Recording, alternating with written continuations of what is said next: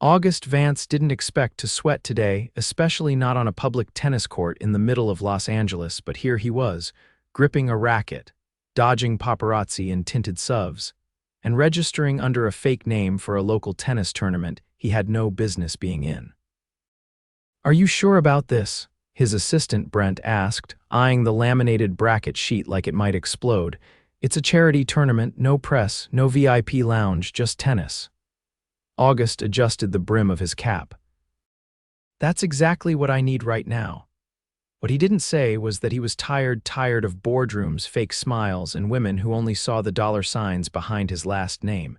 He missed real things, real fun, real sweat, real people. So when Brent snorted and muttered, "You'll quit after 20 minutes, August had only grinned and said, "Wanna bet?" He had no clue that his opponent would be the one thing he never saw coming. "Garland Zane," the volunteer called out, clipboard in hand. Garland raised her hand from the bench where she was tying her shoes, her brown curls pulled into a low ponytail and her tennis bag slung over her shoulder. "You're up next. Court 6, you're playing, Aaron Vale." Garland blinked. "Aaron Vale? Yeah, weird name, right?" the teenager said with a shrug. She grabbed her water bottle, adjusted her grip on her racket, and walked toward the court with zero expectations. She wasn't here for glory, just to decompress. Her life was already complicated enough. Working 2 jobs, helping her mom with medical bills, and trying to keep her dream of opening a youth tennis program alive wasn't exactly a walk in the park. Still, tennis was her escape, her peace, her one thing. She stepped onto the court and paused mid-step. Her opponent was tall, athletic, broad-shouldered. He looked like he belonged in a GQ ad, not holding a racket. His cap was pulled low, but she could still make out sharp cheekbones, stubble along his jaw, and a mouth that looked like it rarely said anything without control. "You're Aaron?" she asked, raising a brow. He looked up and their eyes locked. Warm brown collided with piercing steel blue. For a second, he blinked like he hadn't expected her to speak. Then he smiled, slow, genuine, a little cautious. "That's what they're calling me today." Garland tilted her head. "Are you hiding from the law or just bad at tennis?" He laughed, and it was deep, real. "Guess you'll find out." They started warming up, and Garland realized quickly he wasn't just here for fun. He had skill, power, but he was rusty, too stiff with his footwork. He'd clearly played in the past, but not recently. Still, he was good enough to keep things interesting. And Garland didn't hold back. By the time the 3rd set started, August was drenched, breathing harder than he had in years and grinning like a lunatic. Garland wasn't just good. She was relentless, precise. She moved with grace and grit, her eyes sharp and focused, her ponytail swinging as she returned each shot with clean, brutal accuracy. She didn't flirt. She didn't giggle. She didn't ask what car he drove or what he did for a living. She just played. And she was beating him. August loved every second of it. "You're sweating," she teased, bouncing the ball before serve. "I'm dying," he said, crouching low, but with dignity. She served, and the point lasted a full minute before he finally slammed a return into the net. She raised a brow. "That dignity slipping?" August leaned on his racket, still catching his breath. "I might need CPR in 10 minutes. Good thing I'm certified." He laughed again, this time louder, his guard dropping more and more with every point. He didn't know her, but he liked her, not just her game, her. The way she moved, the way she challenged him, the way she didn't care who he was. She didn't know he was August Vance, founder of Vance Tech, millionaire tech investor, and media dubbed Silicon Valley's most eligible bachelor. And he wasn't about to tell her. Not yet. Not when it finally felt like someone was looking at him, not his money. The match ended with Garland winning by 2 games. They shook hands at the net, sweaty and breathless. "You're not bad for a guy named Aaron," she said, giving him a sideways smile. He held onto her hand just a second longer than necessary. "You're brutal, I might sue." "Good luck, I'm broke," she said, snorting, "and I don't lose." He liked that even more. "I'm grabbing a smoothie. You want one?" she asked casually, slinging her bag over her shoulder. August blinked. "You're inviting me for a smoothie after you wiped the floor with me," she shrugged. "You survived. That's worth something." He followed her off the court, heart pounding for reasons that had nothing to do with exercise. They walked to a small food truck parked by the street. Garland ordered a mango smoothie. August ordered whatever she did. They sat on the curb, legs stretched out, sipping in silence for a moment before she glanced at him. "So where'd you learn to play like that?" "College. Long time ago," he said, keeping it vague. "Why'd you stop?" He hesitated. "Then, work took over." She nodded like she understood. "Same," he looked at her. "What do you do?" "I teach tennis, kids mostly, and I work at a diner." "Two jobs," she shrugged. "Dreams don't pay for themselves." He stared at her, something catching in his chest. He didn't even know her last name, but he already knew she was different, strong, honest, real, and he didn't want this to end. "Hey," he said, setting down his cup. "There's another round tomorrow, right?" "Yeah. Let me take you to dinner after," he said, voice low but sure. Garland blinked. "Dinner? Real dinner, like a table, napkins, not curb smoothies," she laughed. "You always ask out the girl who beats you, only when she makes it look that good." She stared at him for a second, then nodded once. "All right, Aaron, dinner tomorrow. If you survive the next round." He smiled, heart thudding as she stood and walked away. He didn't know how or why, but he'd just lost a tennis match and somehow walked off the court completely hooked. And for the first time in years, August Vance wasn't thinking about stocks or meetings or mergers. He was thinking about Garland. August waited for her. He stood at the edge of the court the following evening, stretching out his shoulder as the late sun dipped behind a curtain of eucalyptus trees. The city noise was distant here, just the thump of balls on pavement and the occasional laughter from nearby players. But his focus was entirely on the woman walking toward him. Garland wore navy leggings and a charcoal t-shirt, her curls tied in a knot at the nape of her neck. She didn't smile when she saw him, didn't wave. Just lifted her chin in acknowledgement like they were teammates about to go to war. "Still breathing?" she asked, setting her bag down by the bench. "Barely," he said, "but I brought backup." She raised an eyebrow. He reached into his duffel and pulled out 2 energy bars and a single sweat towel. "I figured if I pass out halfway through, you'd at least save me the embarrassment." "I'd step over your body and finish the match," she said, snatching the towel. "But thanks." They played again. This time her style was less punishing, more playful. His footwork had improved and he kept up better, but she still had the upper hand. By the second set, they were exchanging more jokes than volleys.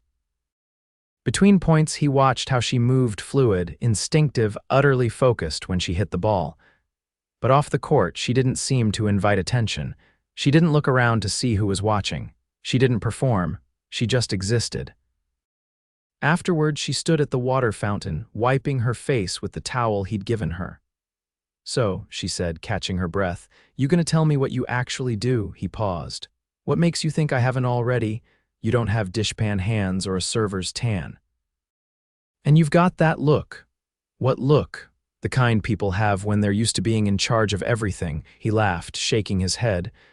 "I didn't realize you were profiling me. I'm observant." "Comes with the job."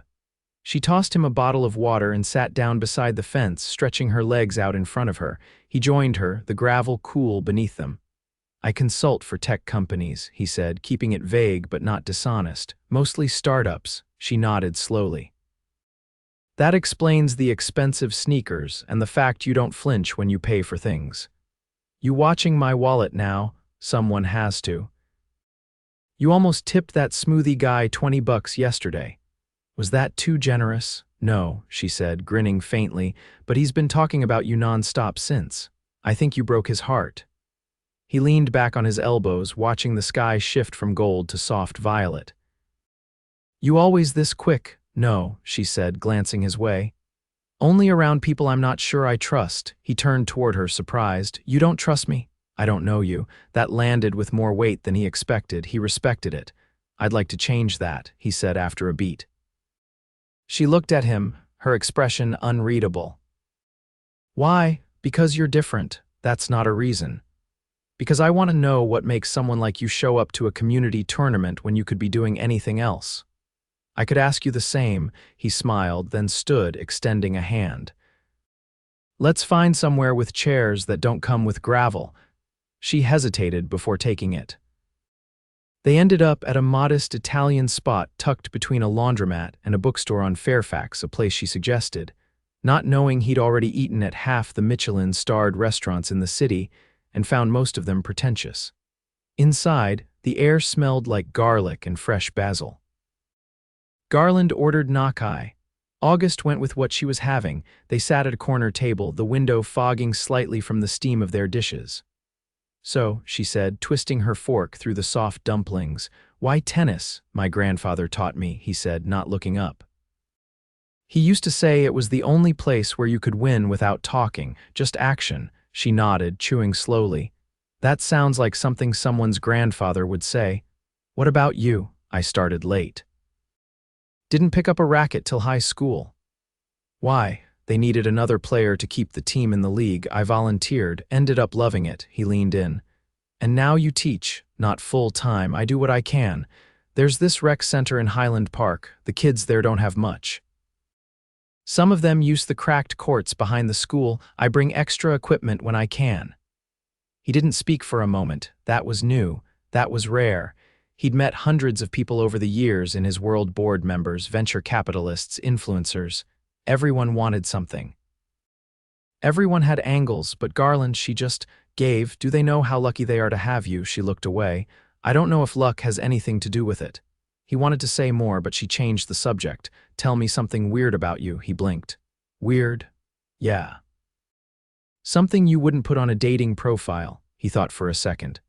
"I can't fall asleep unless I recite the NATO phonetic alphabet in my head." She burst out laughing. "Like Alpha, Bravo, Charlie." "Exactly. It started as a game in college, now it's a compulsion." "That's actually kind of adorable." He raised an eyebrow. "Your turn." She leaned back. "I talk to my plants, like full conversations. They're on a rotating schedule. Mondays for marigold. Tuesday the succulents. That might be worse than mine. I'm not ashamed." "I didn't say you should be." She looked at him then, really looked, and something shifted between them quietly, without drama, connection. It wasn't just the banter or the attraction. It was the way she listened. The way she didn't try to impress him. The way her presence made the noise in his head go still. He'd come to this tournament looking for escape. He didn't expect to find clarity. When they stepped outside, the air was cooler, the street buzz soft. "I'll walk you to your car," he said. "I took the bus," she replied, tightening her jacket. He hesitated. "Want a ride?" "No offense, but I still don't know your last name." He smiled and didn't push. They stood under the streetlight, neither of them moving. "I had a good time tonight," she said finally. "Me too." She looked like she was about to say something else, but then her phone buzzed. She glanced at it, frowned, and shoved it back in her pocket. "Everything all right?" She nodded too quickly. "Just work stuff. I should go. Want to play again tomorrow?" "I can't. I've got a morning shift and then a lesson." He nodded, trying not to show disappointment. "Maybe next week," she added, softer this time. "I'll be here." She gave him a look, measured, thoughtful, then turned and walked toward the nearest bus stop. August watched her go, his hands in his pockets, his chest strangely hollow.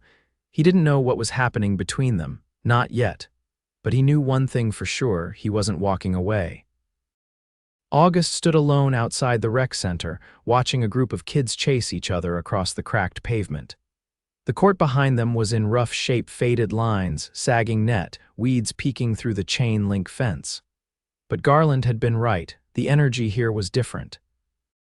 Unpolished, electric, real. He hadn't told her he was coming.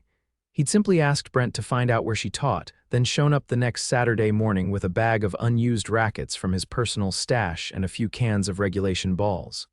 Nothing flashy, just enough to blend in.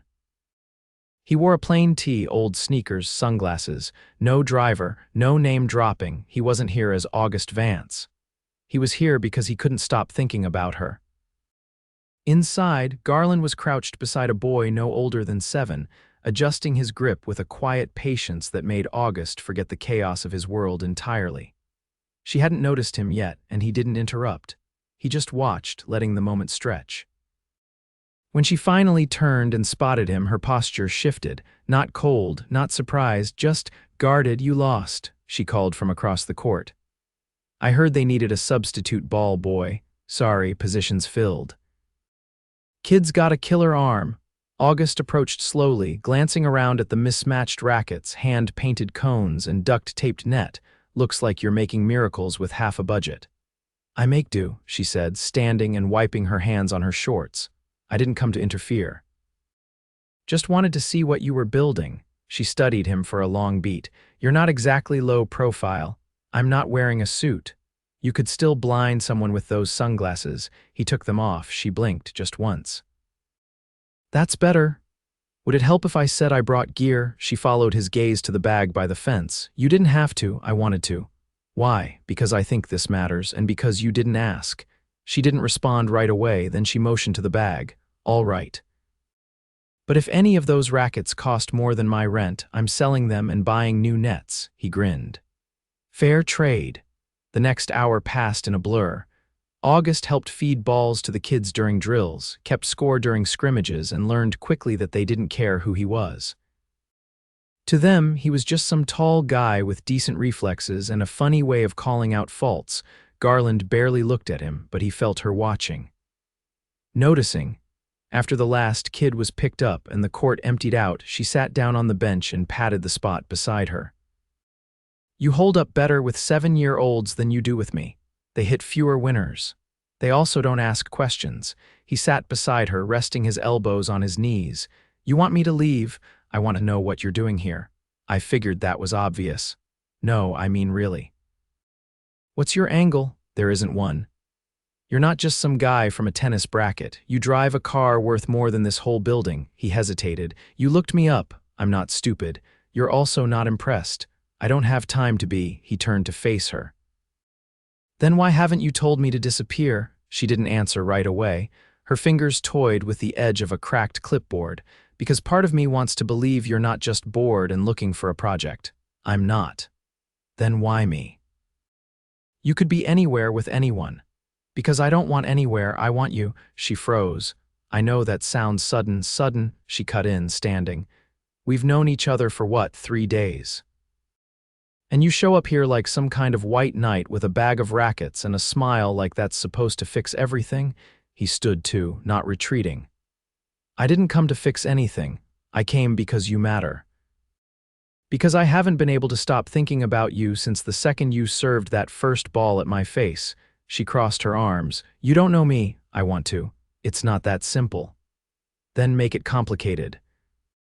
"I can handle complicated." She shook her head, frustration written across her face. "You don't get it. This isn't a game. You live in a world where people bend to your money. I live in one where I count every dollar twice before I put gas in my car.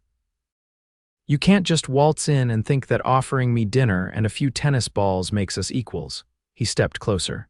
"Then tell me what does." "I don't know yet," she breathed, looking away, "but I know it isn't this." He nodded slowly, swallowing the sting. "All right." Garland's eyes flicked back to him, surprised. "I'll back off. If that's what you need, I'll give you space, but I'm not disappearing."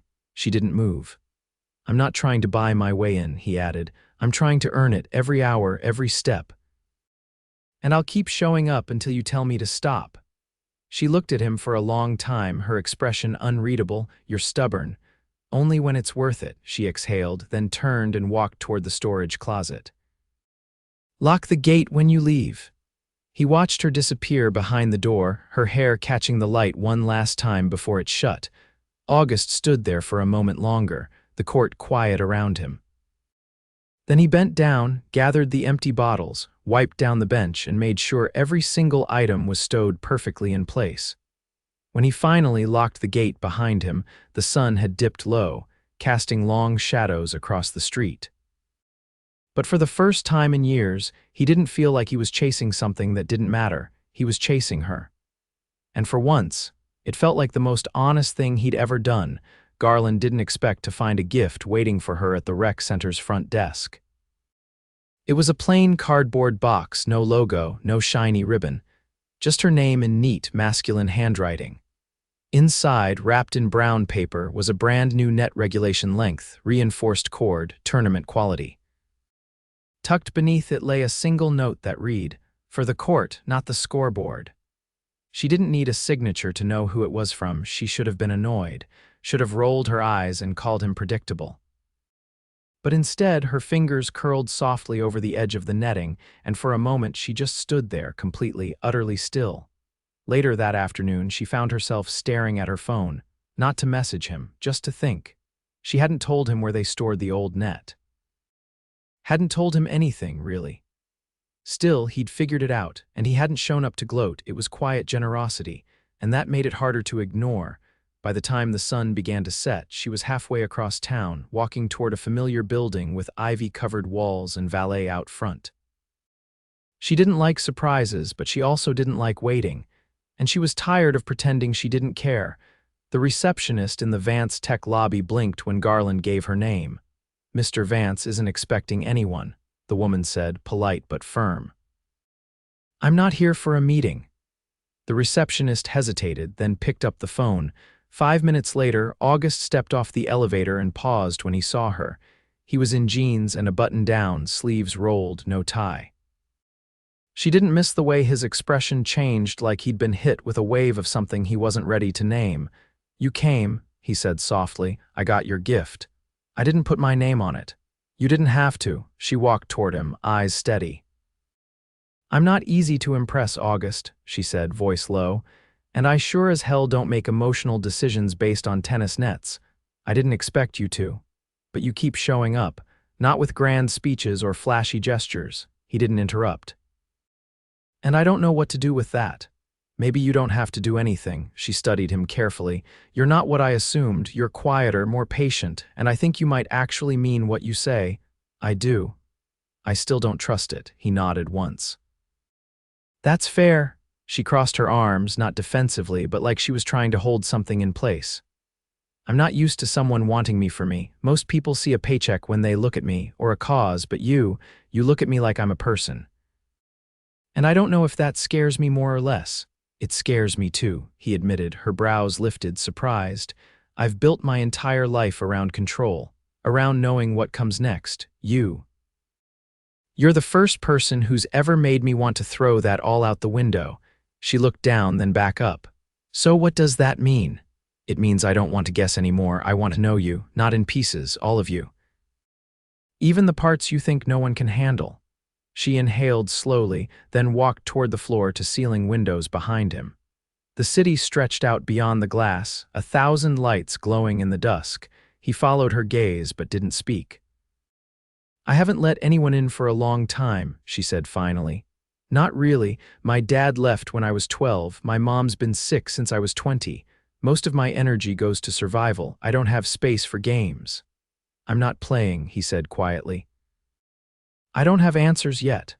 I don't need them yet." She turned to face him. "If I say yes, if I let this happen, I need to know you won't disappear when it stops being easy." His voice didn't waver. "I'm not going anywhere." The silence between them wasn't empty, it was full.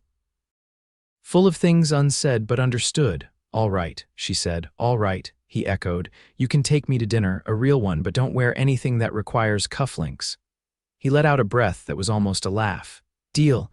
That night, he didn't take her to a rooftop or a glittering ballroom. He took her to a quiet jazz club in Silver Lake, where the booths were deep and the music low and the wine list had more stories than labels. She wore a simple dress and no makeup. He didn't look at anything else. They didn't talk about work or money or tennis. They talked about music. About the first time she saw snow. About the way he used to climb onto his roof as a kid just to watch planes fly overhead and wonder where they were going. About how she sometimes stayed up late just to listen to the city fall asleep. When the band played its final note, she looked at him like she hadn't decided everything, but she'd decided enough. Outside, he opened the passenger door for her, and she paused before getting in. "I'm not fragile," she said. "I know, but I am complicated." He stepped closer, his voice barely above the breeze. "So am I." She nodded once. In the weeks that followed, August didn't fall for Garland slowly, he fell completely. He learned the rhythm of her days, how she liked her coffee when she needed silence, what songs calmed her when she couldn't sleep. He started showing up to the rec center without announcement, not to interfere but to help, quietly. Consistently, he listened more than he spoke. He never called attention to what he gave. He never asked for anything in return, and Garland slowly, cautiously began to lean one Friday. After a long session with the kids, she found a folder tucked into her bag. Inside was a proposal, a fully funded plan to renovate the court, hire 2 part-time instructors, and expand the program to 3 days a week. Attached was a letter of commitment from a private donor. No name, just initials, AV. She tracked him down that night at his place, a penthouse she'd never seen until now, sleek, clean, full of books and old records, and not a single photo on the walls. "You did this?" she asked, holding up the folder. "I sponsored it," he said. "You built it. You didn't ask me." "I didn't have to." She stared at him, chest tight with something far more terrifying than gratitude. He stepped closer. "I know it's not a bouquet or a diamond necklace, but I thought maybe. Giving you time back was more valuable than anything I could buy." She looked down, then up. "You don't need to prove anything." I'm just trying to match your level." Her voice cracked a little. "You already did." When he leaned in to kiss her, it wasn't dramatic, it was slow, earned. Honest, and it felt like the beginning of something neither of them had believed was possible. 1 year later, the courts were full of kids, the net was new, the paint was fresh. Garland stood at the edge, clipboard in hand, ponytail whipping in the wind. August watched her from the bleachers, arm draped casually around her waist. "You still think I was faking it that first match?" he asked. She tilted her head, considering. "You definitely let me win." "Absolutely not. I'm still better." He kissed her temple. "Undeniably." They watched the kids rally back and forth, the sun warm on their faces. Garland turned to him, eyes soft.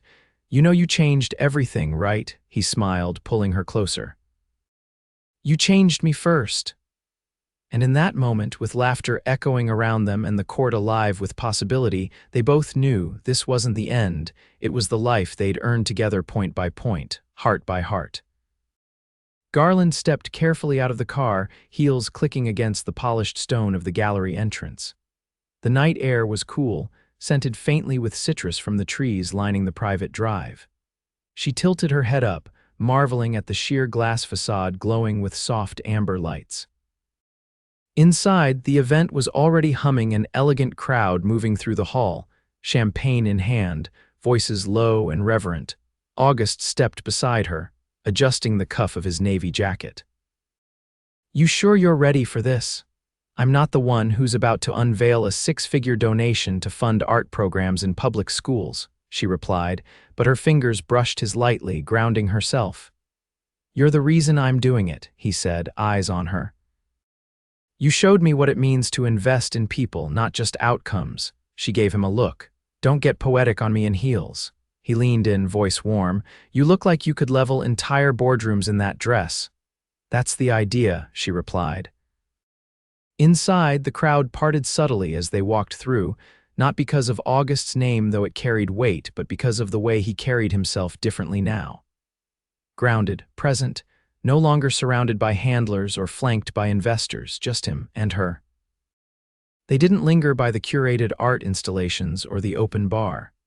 Instead, August led her to the center of the room where a podium waited beneath a spotlight. A man in a tailored suit was already speaking, but when he caught August's eye, he stepped aside. Garland stayed near the back, watching. August cleared his throat once, then folded the note in his hand and slipped it into his pocket. "I had a speech," he said, voice steady, "but I realized that most of what I want to say doesn't need polish." The room hushed. "A year ago, I thought success meant control, that giving meant power. That the best investments came with a return." He paused, gaze finding her through the crowd.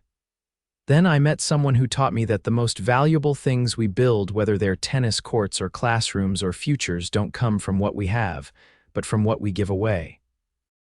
I didn't understand that until I saw what love looks like when it's given without expectation." Somewhere to his left, a camera clicked once. "So tonight, I'm donating not just to fund programs, but to create permanence, because art shouldn't be a luxury. And because every kid deserves to believe their voice matters." Applause followed, genuine and loud, but Garland wasn't clapping. She was still, her chest rising with something sharp and brilliant inside her. After the speech, August found her on the balcony overlooking the city. "I didn't know you were going to say all that," she said. "I didn't either until I saw your face." She looked at him closely. "You're not scared anymore." "I'm still scared," he said. But I want all of it anyway, even the messy parts, especially those. She leaned against the railing, close enough that their shoulders brushed.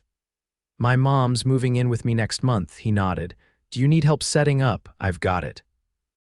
But I wouldn't mind someone around who can cook pasta that doesn't taste like cardboard.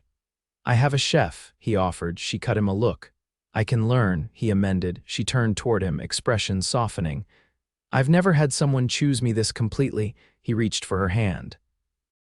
Then let me be the first and the last. Her breath caught as he dropped to one knee, no flash, no fanfare, just him, his heart in his hands. I don't need a lavish wedding, I don't need a prenup, I just need you. Will you marry me? She didn't hesitate. Yes. He stood and kissed her, slow and certain, the applause from inside fading to nothing. They married 3 months later in the garden behind the rec center, the court visible beyond the trees, freshly painted and alive with laughter. Garland wore a simple white dress and tennis shoes. August wore no tie, just a pocket square the color of her eyes.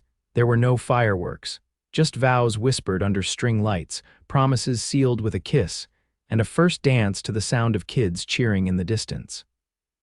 Later, they moved into a house with wide windows and a porch swing, not far from the court. August still worked, but less. Garland still taught, but more. They built a life on laughter, on late-night dance parties in the kitchen, on mutual respect and shared dreams. When Garland launched a scholarship fund in her mother's name, August handled the legal paperwork, but let her handle the speech. When August opened a new tech incubator focused on underrepresented founders, Garland was the first person he invited to speak. They fought sometimes over laundry, over timing, over who had eaten the last of the Thai leftovers, but they always circled back. Always chose each other again. One spring evening, as they sat on the porch watching the sun melt behind the hills, Garland rested her head on his shoulder. You remember that smoothie truck? She asked. Still the best mango I've ever had. I think I knew, she murmured. Knew what? That you weren't just Aaron Vale, that there was something else under all that charm. He kissed her hair. You saw it before I did, she smiled, eyes slipping shut. I'm glad I did. And in the quiet, in the golden hour between past and future, they let the silence say the rest, because they didn't need anything more. They had built everything they needed, together.